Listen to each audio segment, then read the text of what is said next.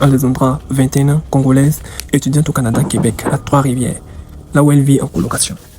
Le mardi 1er octobre, Alessandra est en communication avec ses parents, bien évidemment pour demander son argent du mois, parce que son père était un peu en retard sur l'argent qu'il devait lui envoyer. Il lui disait qu'il allait envoyer l'argent la semaine. C'est ainsi que le jeudi 3 octobre, son père lui amène l'argent.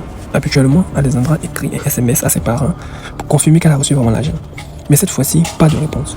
Ses parents qui commencent à s'inquiéter parce que c'est pas dans ses habitudes de durer avant de répondre. Alors dès le vendredi matin, la mère d'Alessandra appelle sa colocatrice du nom de Loane. Loane, à son tour, explique à sa mère que ça fait des jours qu'elle n'était pas à la résidence. Donc, dès qu'elle finira le boulot, elle passera à la résidence voir ce qui se passe. Peu de temps après, Loane rappelle sa mère et lui fait cette déclaration. Je cite, notre colocataire a dit qu'il avait descendu à l'île 51 le mercredi à 15h40. La maman de Loane ne connaissant pas l'existence d'un colocataire, puisque Loane est la seule avec qui sa fille habite, elle demande le numéro du colocataire pour demander les dits de Loane. En plus, tard, après avoir communiqué avec Loane, le colocataire rappelle la mère d'Alessandra et il vient confirmer qu'il a déposé sa fille et elle n'est pas revenue depuis. La mère d'Alessandra, paniquée, le demande d'appeler la police. Mais il refuse catégoriquement sous prétexte que les témoignages ne sont pas pris en compte. Mais la mère insiste puisqu'elle ne vit pas au Canada avec eux pour qu'ils appellent de leur côté et elle aussi appelle pour la lettre. Un peu plus tard, le colocataire appelle la mère en lui disant que la police est là et que si elle veut les parler, c'est le moment.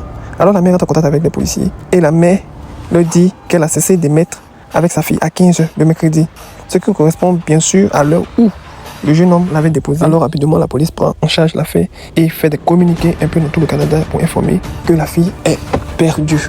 C'est-à-dire qu'elle est irretrouvable. Malheureusement, elle a été découverte morte à l'endroit où elle avait été déposée, par son collègue bien sûr. Son corps a été retrouvé sans vie par un pêcheur.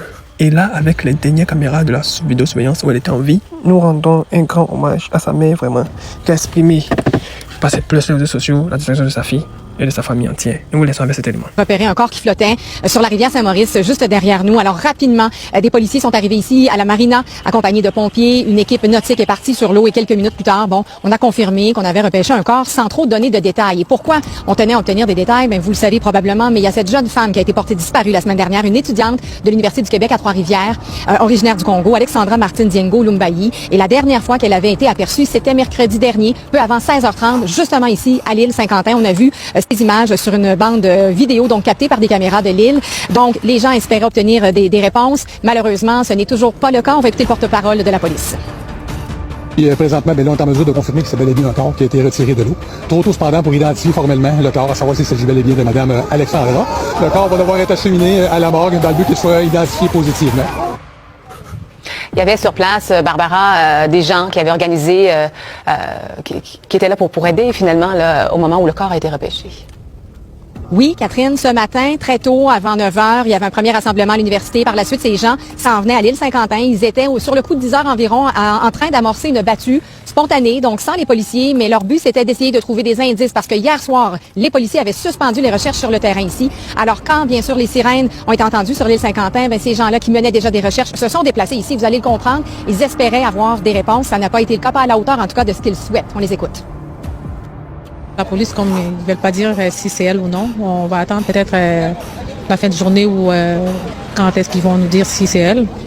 Moi, j'aimerais qu'on ait une personne pour aller voir si jamais le corps est ici.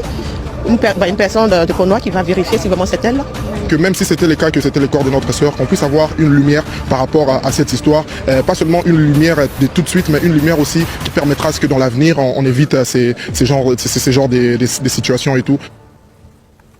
Alors, les gens attendent toujours des réponses. On va attendre le prochain point de presse de la police, mais je peux vous dire que le corps a quitté dans les dernières minutes, donc en direction de la morgue pour les prochaines étapes, identification formelle. Merci, Barbara.